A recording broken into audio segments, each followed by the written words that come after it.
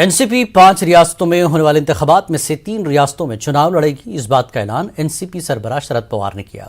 शरद पवार ने मुंबई में press conference से खिताब करते हुए कहा कि हम उत्तर प्रदेश में समाजवादी पार्टी और दूसरी छोटी छोटी पार्टियों के साथ मिलकर चुनाव लड़ेंगे। वहीं मणिपुर में हम कांग्रेस के साथ मिलकर इंतखाब लड़ेंगे। वहीं गोवा में कांग्रेस और टीएमसी से हमारी बातचीत हो रही है। शरद पवार ने कांग्रेस के सीनियर लीडर सिराज मेहदी की एनसीपी में शमूलियत का भी खैर मकदम किया। राष्ट्रवादी कांग्रेस पार्टी इस चुनाव में 3 राज्यों में हिस्सा लेने वाली है। मणिपुर में जो विधानसभा में समाप्त हुई, इस विधानसभा में राष्ट्रवादी कांग्रेस पार्टी के 4 एमएलए थे। वहाँ कांग्रेस और एनसीपी मिलकर चुनाव लड़ने की बात हमारी हुई है और हम वहाँ 5 जगह पर चुनाव लड़ने वाले हैं। गोवा कांग्रेस पार्टी, तृणमूल कांग्रेस, राष्ट्रवादी कांग्रेस, इनमें डिस्कशन चालू है। कुछ जगह जहां हम कंटेस्ट करना चाहते थे, इसकी सूची बाकी दोनों पार्टी को दी है और मुझे विश्वास है कि आगे 2 दिन में इसका अंतिम निर्णय हो जाएगा। उत्तर प्रदेश में राष्ट्रवादी कांग्रेस पार्टी, समाजवादी पार्टी और छोटे छोटे पार्टियों का गठबंधन हुआ है।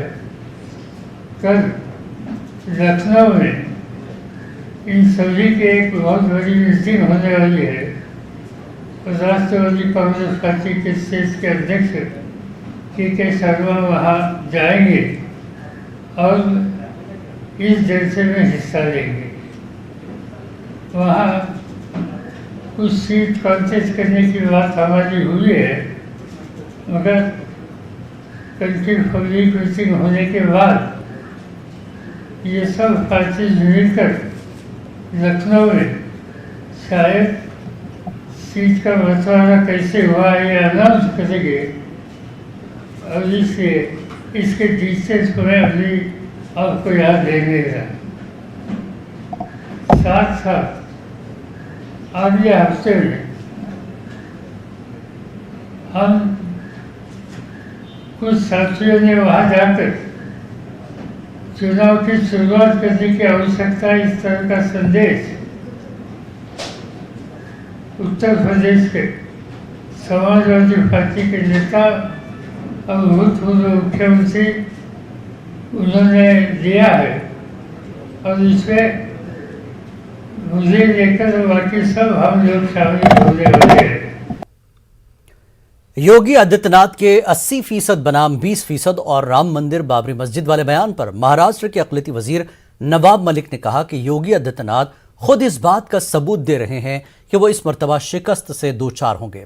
यूपी में हिंदू मुस्लिम की सियासत जारी है। ऐसे में सीएम योगी के हालिया बयान ने आग में घी डालने का काम किया है। बनाम 20% को लेकर जिस तरह से योगी जी ने बयान दिया कि जो लोग राम मंदिर का विरोध करते हैं उनसे मुकाबला 80% लोगों का है, सीधे मुसलमानों के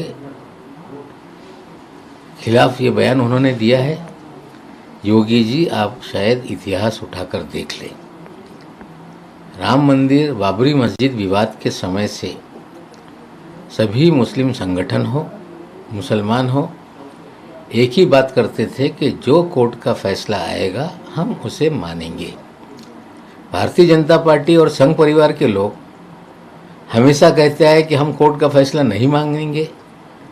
हमें लगता है जो सुप्रीम कोर्ट ने फैसला कर दिया, देश ने स्वीकार लिया, कोई उसका विरोध नहीं कर रहा है, मंदिर निर्माण का काम जारी है और फिर भी आप मंदिर को लेके विवादित बयान देते हैं। क्या अपने कामों पे आपका भरोसा नहीं? क्या आपकी सरकार राम भरोसे हो गई है? हमें लगता है जिस तरह का बयान योगी जी दे रहे हैं, ये स्पष्ट हो रहा है कि भारतीय जनता पार्टी उत्तर प्रदेश में हार रही है। मारूफ गुलकारा लता मंगेशकर भी कोरोना वायरस का शिकार हो गई हैं। इन्हें मुंबई के एक अस्पताल में दाखिल कराया गया। बताया जाता है कि इस वक्त गुलकारा में बीमारी की हल्की अलामात जाहिर हो रही हैं। अहले खाना ने बताया कि अब लता मंगेशकर की हालत ठीक है। अहले खाना ने इनकी सेहत के लिए दुआ करने की अपील की है। अहले खाना के मुताबिक उनकी उम्र को देखते हुए एहतियाती तौर पर उन्हें आईसीयू में रखा गया है। ब्रिज कैंडी अस्पताल में लता मंगेशकर का इलाज 7 डॉक्टरों पर मुश्तमिल टीम कर रही है। औरंगाबाद में कोरोना की तीसरी लहर के मुकाबले के लिए इक़दामात जारी हैं। इब्तदाई मरहले में फ्रंट लाइन वर्कर्स को बूस्टर डोज दिया जा रहा है। म्यूनिसिपल एडमिनिस्ट्रेटर आस्तिक कुमार पांडे ने भी बूस्टर डोज का टीका लगवाया और फ्रंट लाइन वर्कर्स की हौसला अफजाई की। इस मौके पर आस्तिक कुमार पांडे ने कहा कि कोरोना वबा से शहरियान को महफूज रखने के लिए म्यूनिसिपल कॉरपोरेशन ने 15 नुकाती प्रोग्राम का ऐलान किया है। इस प्रोग्राम के तहत कोरोना मरीजों को उनके घर में ही क्वारंटाइन किया जाएगा। तिब्बी इमदाद का इंतजाम और दीगर उमूर शामिल हैं। म्यूनिसिपल एडमिनिस्ट्रेटर के मुताबिक इस प्रोग्राम में निजी अस्पतालों को भी शामिल किया गया है। महानगर पालिका की तरफ से अपने नागरिकों को कोविड से सुरक्षित रखने के लिए 15 सूत्री कार्यक्रम तैयार किया गया है। इन 15 सूत्रों में विविध उपाय योजना करना, जैसे कि सारे हेल्थ वर्कर्स, सारे फ्रंट लाइन वर्कर्स को immediately precautionary dose, 3rd dose देना, सारे सीसीसी डीसीएससी को एक्टिवेट करना, जो भी डॉक्टर डिप्लॉय किए जाने हैं उनको मैप करके रखना। एंड सबसे बड़ी बात यह है कि हर एक नागरिक को महानगर पालिका की तरफ से एक वर्चुअल सुपरविजन मॉनिटरिंग कोविड की रखी जानी चाहिए। इसके लिए वार रूम को क्रियान्वित करना। ये कुछ ऐसे विशिष्ट उपाय हैं जो इस बार औरंगाबाद महानगर पालिका अपने नागरिकों को सुरक्षित रखने के लिए कर रही है। औरंगाबाद जिले में कोरोना वबा में शिद्दत को देखते हुए हंगामी इक़दामात किए जा रहे हैं। पुलिस कमिश्नर निखिल गुप्ता ने शहरियान से अपील की कि इस वबा का मुकाबला सिर्फ एहतियाती इक़दामात से ही किया जा सकता है, इसलिए हुजूम से दूर रहें और एहतियात से काम लीजिए। पुलिस कमिश्नर के मुताबिक बाजार और भीड़ भाड़ वाले इलाकों पर नजर रखी जा रही है, लेकिन साथ ही आवाम खुद हिफाजती इक़दामात पर तवज्जो दें तो हालात बेकाबू नहीं होंगे। कोरोना की तीसरी लहर के बारे में बार बार न्यूज़ आ रही है और ये बताया जा रहा है कि पिछली 2 वेव्स के मुकाबले 3rd वेव में जो नया ओमाइक्रॉन वायरस आया है, इसका वेरिएंट आया है, बहुत तेज़ी से फैल रहा है।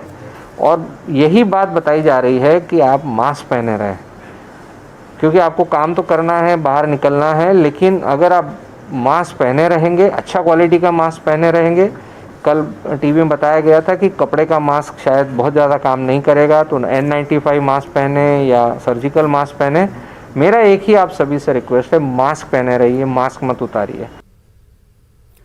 वक्फ बोर्ड के चेयरमैन और कांग्रेस के सीनियर लीडर वजाहत मिर्जा ने अकोला में अक़लियती तालीमी इदारों के जिम्मेदारों से मुलाकात की, जिसमें इन इदारों के मुख्तलिफ मसाइल पर तबादला ख्याल किया गया।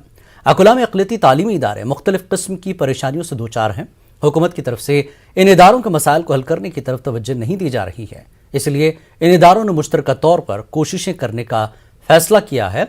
इस सिलसिले में अकोला की मुगल नेशनल उर्दू स्कूल में एक प्रोग्राम का इनेकाद किया गया। इस प्रोग्राम में कांग्रेस लीडर वजाहत मिर्जा ने शिरकत की। अक़लियती इदारों के जिम्मेदारों ने वजाहत मिर्जा के सामने तफसीलात रखी, जिसमें वजाहत मिर्जा ने इन मसाइल को हुकूमत तक पहुँचाने और इसका हल करने का यकीन दिलाया। संस्था के तमाम जिम्मेदार विदर्भ अल्पसंख्यक शिक्षा महासंघ, उसके तहत हमने एक मीटिंग रखी। इसके अंदर अल्पसंख्यक की जितनी भी हमारी माइनॉरिटी की जो मसाइल है उसको हमें हल करने के लिए इनके पास हमने निवेदन दिया। हमारे अल्पसंख्यक जिस स्कूलें हैं उसके अंदर कई प्रॉब्लम्स है, इस पर आने के लिए वो हमारे पास आए और आने वाले वक्त में वो हमारे मसाइल हल करेंगे, ऐसी उनसे उम्मीद है। अल्पसंख्यक शैक्षणिक संस्थाओं की बहुत मसले मसाइल हैं और ये मसले के बारे में मशवरा करने के लिए इसको किस तरह से हल किया जाए ये चर्चा करने के लिए यहाँ पे हम सब लोग जमा हुए थे।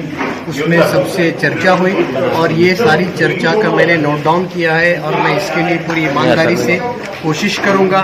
माननीय शिक्षा मंत्री वर्षाताई गायकवाड़ से मिलके और सीएम साहब तक भी जाने का मौका है तो हम जाएंगे। मालेगांव शहर में कोरोना की पहली लहर के दौरान 2000 से ज्यादा लोगों की मौत हुई थी। दूसरी लहर में मालेगांव संभल गया, अमवात कम हुई और कोरोना से मुतासिर मरीज भी कम पाए गए। अब जब ओमिक्रॉन की लहर चल रही है, पूरे हिंदुस्तान में मरीज पाए जा रहे हैं, मगर मालेगांव शहर में कोरोना के मरीज ना के बराबर हैं। यहां पर बगैर मास्क के लोग देखे जा सकते हैं, भीड़ ज्यादा है और वैक्सीनेशन का फीसद कम है। नासिक जिला कलेक्टर सूरज मांढरे ने इसकी वजह तलाश करने की कोशिश की। धौलिया मेडिकल कॉलेज की एक टीम, जिसमें सभी पैथी के तरबियत हासिल करने वाले डॉक्टर्स शामिल हैं, डॉक्टरों की टीम मालेगांव शहर में दाखिल हो गई। उन्होंने आज से मालेगांव शहर का जायजा लेना शुरू कर दिया। इस जायजे का उन्वान मालेगांव जादू रखा गया है। तो हमें ये पता चला कि उनके पास कोई तरीका है कि जो बहुत साइंटिफिक तरीके से यहाँ का एग्जैक्टली लोगों का रोज़मर्रा की ज़िंदगी में क्या क्या खासियत है, जो दवाई या पिछली बार ली गई है उसका क्या असर है, या एंटीबॉडीज़ कितनी आई हुई है, कितनी लॉन्गेविटी है उस एंटीबॉडी की, ये सब चीज़ों का साइंटिफिक तरीके से पूरी तहकीकात करके वो एक अच्छे से पेपर तैयार करेंगे। जो पेपर पूरी दुनिया में जो पैटर्न है किसी भी स्टडी को लेके जाने का उसको मैच करता होगा और फिर हम एक पूरे अपने देश को, अपने दुनिया के सामने ये रख सकते हैं कि एग्जैक्टली ऑफिशियल मालेगांव पैटर्न है क्या, यहाँ पे क्या हुआ है जिस वजह से पेशेंट ज़्यादा नहीं आ रहे हैं। मालेगांव का इसलिए मैंने चॉइस लिया क्योंकि जब मेरी बात सबसे पहली बार जब मुलाकात हुई कलेक्टर साहब से, तो उन्होंने मेरे सामने कुछ प्रश्न डाले कि भाई ये समझ में नहीं आ रहा है कि मालेगांव के लोग बाकी इससे ज़्यादा फिट है, उनमें कम बीमारी हो रही है और उनके रोज़मर्रा ज़िंदगी में कुछ और कई लोगों ने काफ़ी तौर तरीके इस्तेमाल किए हैं। तो इसलिए उन्होंने जब वो कहा तो मैंने कहा, मैंने मजाक में उस टाइम कहा कि ये तो मालेगांव मैजिक हो गया फिर। तो इसलिए मैं इस जादू को एक वैज्ञानिक तरीके से इसकी खोज में निकली हुई हूँ और जिसमें साथ सबने। डॉक्टर बाबा साहब अम्बेडकर मराठवाड़ा यूनिवर्सिटी के अहाते में वाक़ई मुतनाज़ा ज़मीन को हमवार करने का मामला सामने आया है। यूनिवर्सिटी अहाते के कुतुबपुरा इलाके में वाक़ कब्रिस्तान के मुतवल्ली अहमद खान का दावा है कि 9 एकड़ रकबे पर फैले कब्रिस्तान को लेकर यूनिवर्सिटी इंतज़ामिया से उनकी कानूनी लड़ाई जारी है। मामला अदालत में ज़ेर गौर होने के बावजूद यूनिवर्सिटी इंतज़ामिया ने वक्फ बोर्ड और मुतल्लिक़ा इदारों से इजाज़त के बगैर ज़मीन हमवार कर दी। मुतवल्ली के मुताबिक इसमें कुछ कदीम कब्रों को भी मिसमार किया गया। इस सिलसिले में यूनिवर्सिटी इंतज़ामिया से रब्ता किया गया, लेकिन इंतज़ामिया ने इस मामले पर लबकुशाई से इनकार कर दिया।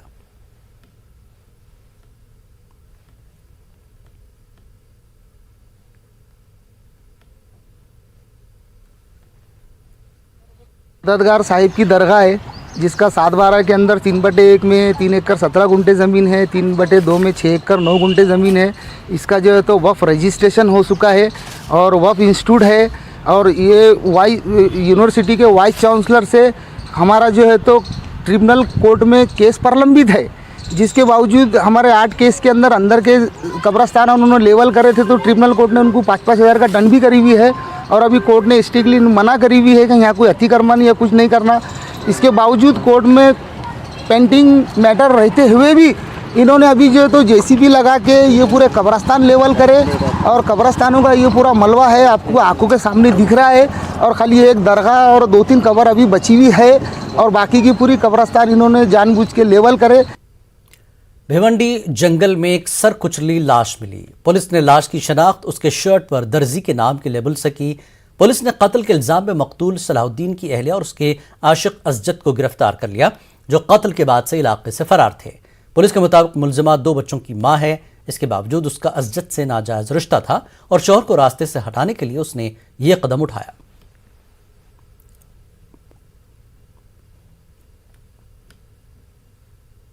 वक्त एक ब्रेक के बाद रुख करेंगे कर्नाटक की खबरों का।